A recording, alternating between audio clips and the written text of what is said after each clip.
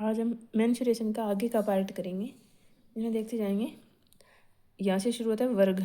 वर्ग की भुजा ए, तो ये तो बेसिक्स है। परिमाप 4a, एरिया ए स्क्वायर और विकर्ण √2a। एक ये क्वेश्चन देखिए, ये याद रखने लायक है।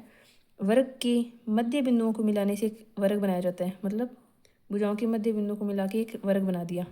इसके मध्य बिंदुओं को मिला के एक नया वर्ग बना दें। ऐसे करते करते अनंत तक चलते जाए। पुनः अंतः वर्ग के मध्य बिंदुओं से एक और वर्ग बनाया जाए। यह क्रम अनंत तक चलता रहे। यदि बड़े वर्ग की भुजा ए से में, यानी इसकी भुजा ए दे रखी है, सभी वर्गों के यानी क्रमागत जो वर्ग प्राप्त हो रहे हैं उनके सभी के परिमाप का योग पूछा जाएगा और क्षेत्रफलों का योग कितना होगा।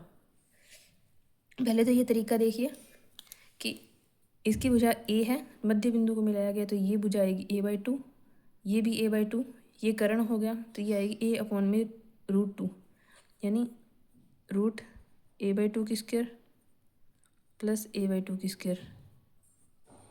हल करने से प्राप्त होगा a²/4, a²/4।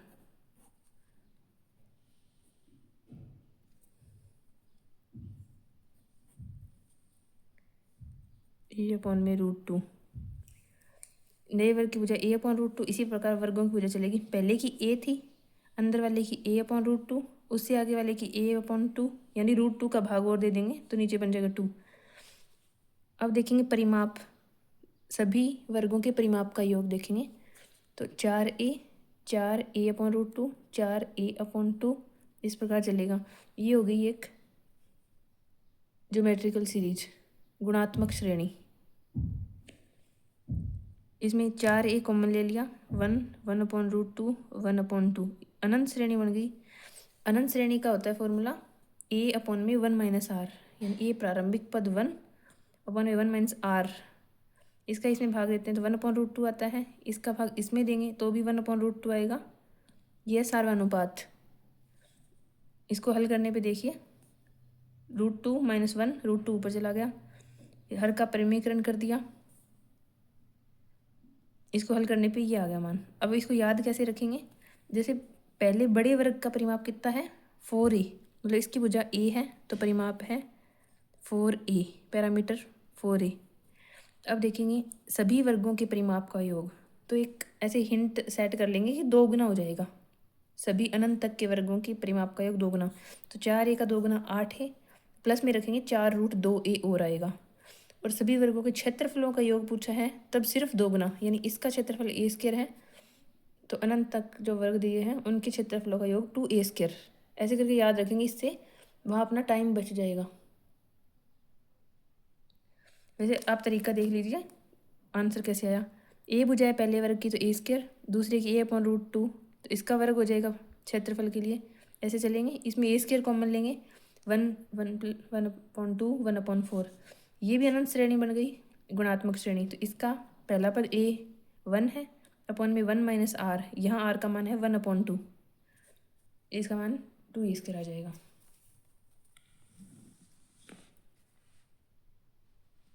अभी आगे देखिए आयत।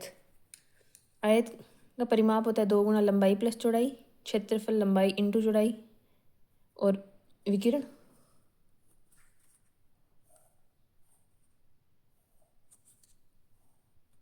लंबाई चौड़ाई, ये होगा √L² + b²। वर्त के अंदर परिधि 2πr, एरिया πr², ये हमें पता है। ये सवाल देखिए, इसमें कितने अर्धवर्त हैं, एक ये अर्धवर्त है, ये अर्धवर्त और ये, यानी अगर इस अर्धवर्त के साथ इसको जोड़ दें, इसके साथ इसको और जोड़ दें, तो ये जो शेडेड पार्ट है ये 2 बार आ जाएगा। इन 2 अर्धवर्त में आएगा एक बार इन 2 अर्धवर्त में आएगा, यानी 4 अर्धवर्त का एरिया ले लिया, उसमें से वर्ग का एरिया एक बार घटा देंगे तो बाकी सारा एरिया घट जाएगा। जो ये डबल बार आया है ये एक बार बच जाएगा, यानी छायांकित भाग का एरिया आ जाएगा इस तरीके से। अब इसमें देखिए, ये पार्ट है इतना, ये है वर्त का चौथा हिस्सा, और ये इस तरफ वाला लेंगे तो ये भी वर्त का चौथा हिस्सा। अगर इन दोनों पार्ट को जोड़ देंगे तो ये छायांकित भाग 2 बार जुड़ रहा है, यानी इस पार्ट को इसको जोड़ेंगे तो अर्धवर्त बन जाएगा, यानी 1/4 पार्ट 2 बार जोड़ दिया तो अर्धवर्त। इसका क्षेत्रफल माइनस वर्ग का क्षेत्रफल घटा देंगे तो ये एरिया और ये तो घट जाएगा। ये 2 बार पुनरावृत्ति हो रखी थी तो ये एक बार बच जाएगा, यानी शेडेड पार्ट का एरिया आ जाएगा।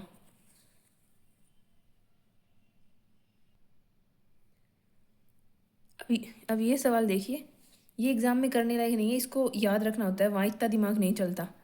वर्ग में चित्रानुसार दो वृत्त एक दूसरे को बाह्य स्पर्श करते हैं। ये डायग्राम दिया हुआ है। यदि बड़े वृत्त की त्रिज्या आर, छोटे वृत्त की त्रिज्या स्मॉल आर है, तो आर और आर में संबंध बताना है, कैपिटल आर और स्मॉल आर में।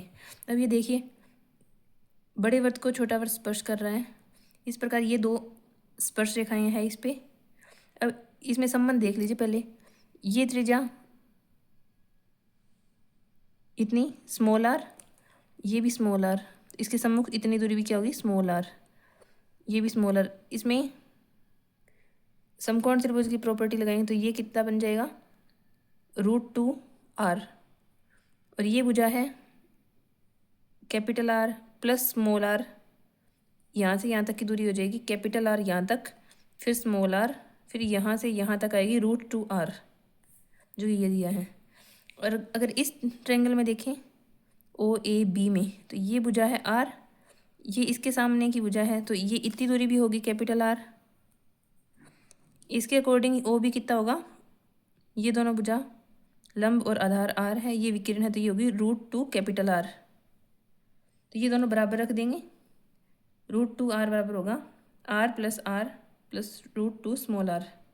अब इनको हल करेंगे तो r और r में ये संबंध प्राप्त होता है, यानी इसको इसके भाग में ले जाएंगे, फिर हर का परिमेयकरण करेंगे तो r बराबर आएगा 3 + 2 √2 स्मॉल आर। इसको याद रख लेते हैं थोड़ा दिमाग में, पहले 3 है उससे 1 कम हो गया, मतलब 2, 3 और 2 साथ में √2 है, ऐसा करके, ताकि अगर सेम क्वेश्चन आ जाए तो हम वहाँ जल्दी कर पाएँ, वरना इसका थोड़ा तरीका भी याद रह जाता है। सेम ये क्वेश्चन नहीं आए तो मतलब इस तरीके से दिमाग चला सकते हैं कि इसके सम्मुख है तो ये इतनी दूरी आर होगी, इसके एकदम सामने है तो ये दूरी भी कैपिटल आर होगी, ऐसे।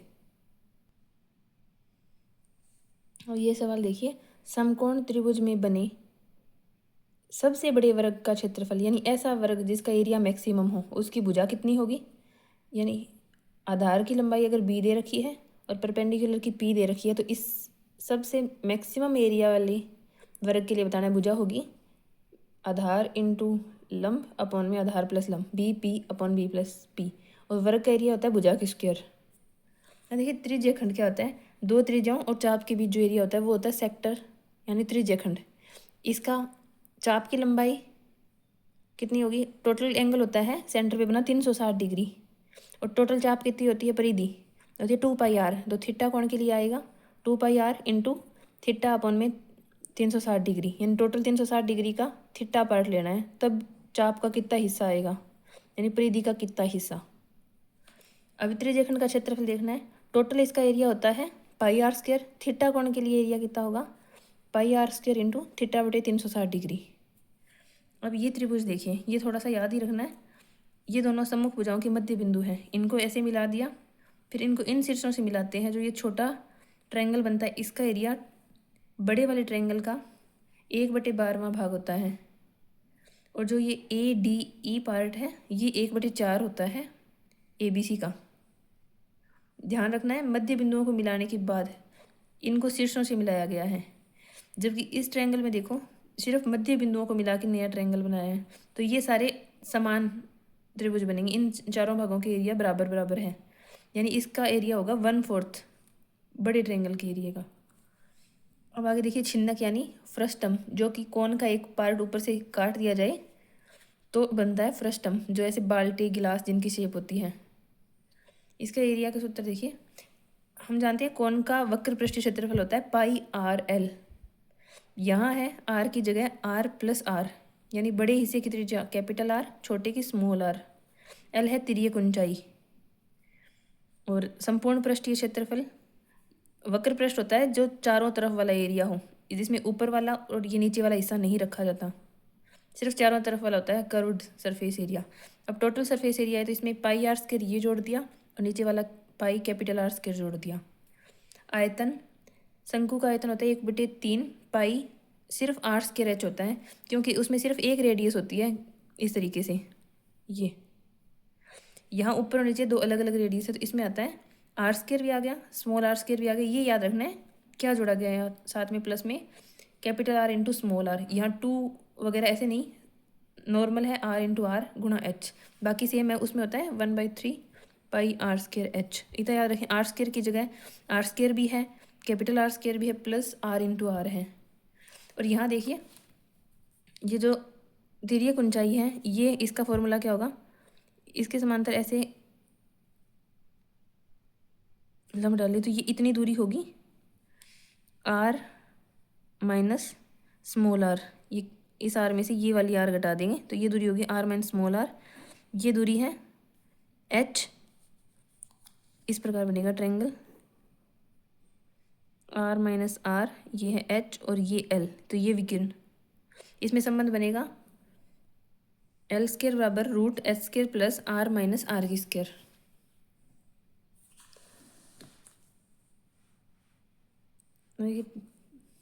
प्रिज्म, प्रिज्म क्या होता है, ये प्रिज्म ऐसे समझ लो कि बेलन होता है ना, सिलेंडर, उस जैसा है, जिसमें नीचे आधार और ऊपर का भाग शीर्ष समान होता है। वहाँ सर्कल बना होता है, यहाँ दोनों तरफ ट्रायंगल है, इसकी जगह चार भुजाओं वाला, मतलब चतुर्भुज भी हो सकता है, कुछ भी चीज़ हो सकती है यहाँ, बस इसमें आधार और शीर्ष की संरचना समान होगी।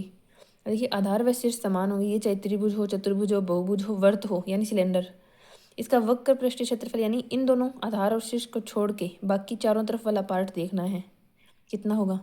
अगर हम इसको खोल दें, ऐसे पूरे को बिछा दें काट के, तो इसका एरिया क्या, ये एक बन जाएगा, ऐसे आयत बन जाएगा, जिसका ये वाली लंबाई बनेगी जितना ये नीचे वर्त है उसकी परिधि है खोलने के बाद, तो ये इतना हो जाएगा। और ये जो चौड़ाई है ये सेम रहेगी इसके, इतनी जो प्रिज्म की ऊंचाई है वही रहेगी इसकी ऊंचाई। तो अब वक्र पृष्ठीय क्षेत्रफल होगा आधार का परिमाप यानी इसकी परिधि जो होगी वो, और इंटू में ऊंचाई। संपूर्ण पृष्ठीय क्षेत्रफल ज्ञात करने के लिए ऊपर और नीचे वाला पार्ट जोड़ेंगे, तो वक्र पृष्ठ के साथ आधार व शीर्ष का क्षेत्रफल जोड़ देंगे। आयतन आधार का क्षेत्रफल इंटू में ऊंचाई, जैसे बेलन के अंदर होता है आधार वर्ताकार, तो उसका एरिया होता है पाई आर स्क्वायर और ऊंचाई होती है एच, तो वहाँ करते हैं पाई आर स्क्वायर इंटू एच, यानी आधार का एरिया इंटू ऊंचाई। यहाँ आधार का क्षेत्रफल जो भी हो, त्रिभुज हो तो त्रिभुज के एरिया का फॉर्मूला लगा देंगे, चतुर्भुज है तो उसका लगा देंगे, यानी आधार का क्षेत्रफल इंटू ऊंचाई। देखो पिरामिड क्या होता है, पिरामिड इस तरीके की संरचना है, इसको ऐसे समझो, नीचे ऐसे कोई ट्रायंगल है, उसके तीनों सिरों से ऊपर ऐसे रेखा खींची गई है, जैसे शंकु होता है उसमें एक वर्ताकार आधार है और उससे ऐसे सिरे करके ऊपर की तरफ मिलाए गए हैं। यहाँ नीचे ट्रायंगल है आधार में और इसके तीनों सिरों को ऊपर की तरफ किसी बिंदु पे मिलाया है, मतलब इसके तीन, एक फलक नीचे का है और तीन और हैं, एक दो और एक अपनी तरफ और एक नीचे, चार फलक है टोटल।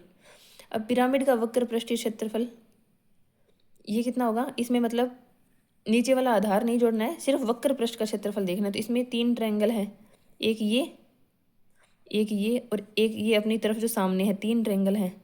एक ट्रायंगल का एरिया कितना होता है,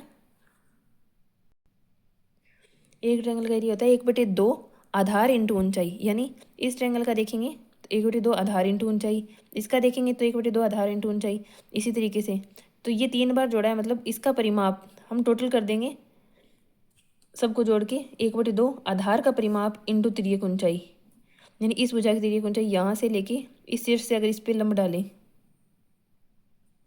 अब संपूर्ण पृष्ठीय क्षेत्रफल के लिए उसमें सिर्फ आधार वाला एरिया और जोड़ देंगे, वक्र पृष्ठीय प्लस आधार का क्षेत्रफल। आयतन जैसे शंकु का होता है 1/3 और पाई आर स्क्वायर एच, जहाँ आधार होता है वर्ताकार तो पाई आर स्क्वायर हो जाता है। यहाँ आधार का क्षेत्रफल, आधार कुछ भी हो सकता है, त्रिभुज भी हो सकता है, चतुर्भुज हो सकता है, तो यहाँ करेंगे 1/3 आधार का क्षेत्रफल इंटू ऊंचाई।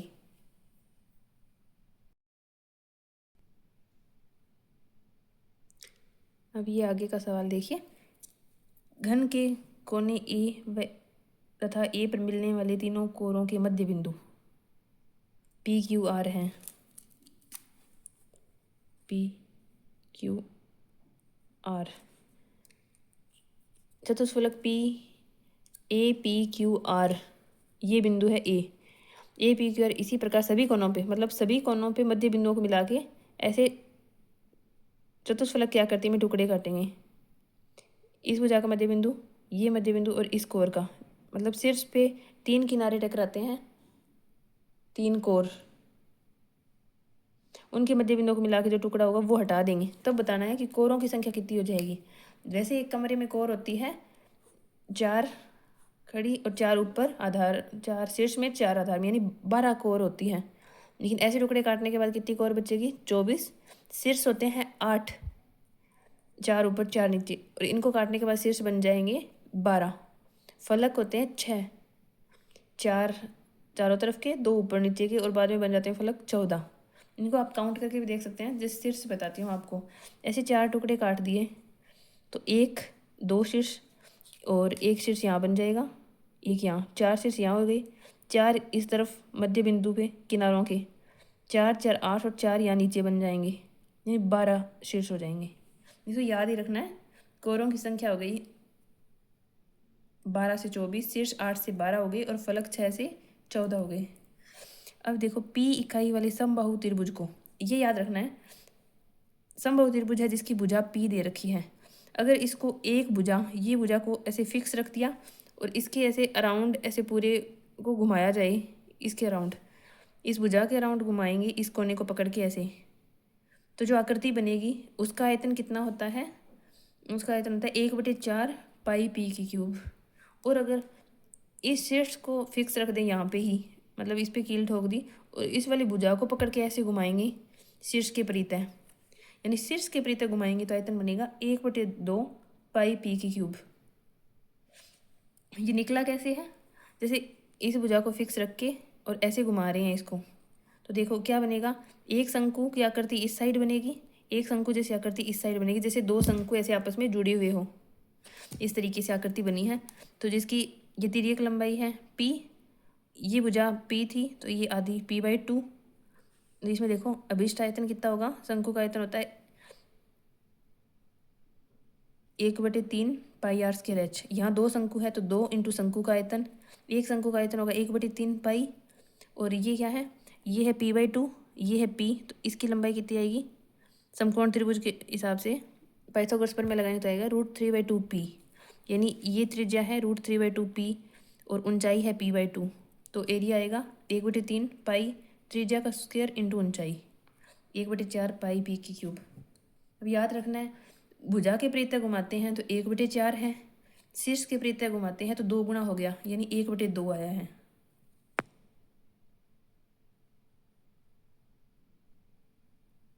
अब ये देखो कुछ पॉइंट है याद रखने के लिए।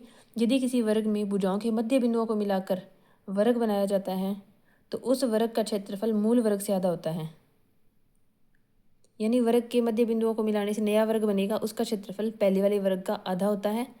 त्रिभुज का क्षेत्रफल होता है जो माध्यिकाओं को मिला के मध्य बिंदुओं, ये वाला क्षेत्रफल होता है मध्य बिंदुओं को मिलाने से इसका बना, ये तो 1/4 होता है। और इसकी माध्यिकाएं हैं, माध्यिकाओं की लंबाई ऐसे, इनकी लंबाई हमें ज्ञात हो गई, और इतनी ही लंबाई को लेके अगर एक नया त्रिभुज बनाए तो इसका एरिया होगा, उसका 4/3 भाग होगा त्रिभुज का क्षेत्रफल। कई बार ऐसा होता है कि हमें ऐसे माध्यिकाओं की लंबाई बता रखी है तो हम उस त्रिभुज पे त्रिभुज का एरिया ज्ञात करने का सूत्र लगा देंगे, माध्यिकाओं से बना हुआ है, उसका एरिया निकाल के उसका 4/3 पार्ट कर देंगे तो त्रिभुज का क्षेत्रफल आ जाएगा। अब ये आगे देखिए त्रिभुज, ज्यामितीय बिंदु, ये कई हमें ज्ञात करना देते हैं क्वेश्चन में। केंद्रक ज्ञात कीजिए, अंतः केंद्र के निर्देशांक बताएं, परिकेंद्र के निर्देशांक बताएं। तो इनके मेथड याद रखने हैं, चाहे कोई भी सवाल आ जाए इसको याद रखने से हल हो जाता है। माध्यिकाओं का प्रतिच्छेद बिंदु क्या होता है? केंद्रक होता है। केंद्रक माध्यिका को 2:1 में विभाजित करता है, यानी ये त्रिभुज है, माध्यिका होती है सामने वाली भुजा को 2 भागों में बांटे। यहाँ अगर केंद्रक बन रहा है G, तो ऊपर का पार्ट होगा 2, नीचे का पार्ट 1, 2:1 में बांटेगा। केंद्र के निर्देशांक होंगे x1 + x2 + x3/3, यानी इसके निर्देशांक x1 y1, x2 y2, x3 y3, तीनों के x निर्देशांकों में 3 का भाग देना है, तीनों के y निर्देशांकों में 3 का भाग। और त्रिभुज के मध्य बिंदु DEF, यानी भुजाओं के मध्य बिंदु DEF हो तो जो ABC का केंद्रक होता है वही मध्य बिंदुओं को मिलाने से जो त्रिभुज बनता है उसका केंद्रक होता है। अब अंतः केंद्र देखो, अंतः केंद्र होता है कोणों के अर्धक का प्रतिच्छेद बिंदु।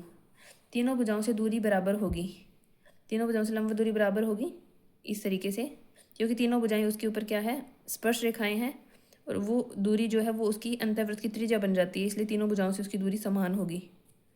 अंतः केंद्र ज्ञात करने का तरीका ये फिक्स याद रखना है, ऐसे ध्यान रखना है, इस शीर्ष के सामने की भुजा ए है, बी के सामने की भुजा बी है, सी के सामने की भुजा सी है। अब देखो AX1 यानी ए और ए के साथ गुणा किया है सामने वाले के x निर्देशांक का, बी के साथ गुणा सामने वाले शीर्ष के x निर्देशांक का, AX1 plus BX2 plus CX3 upon में E plus B plus C।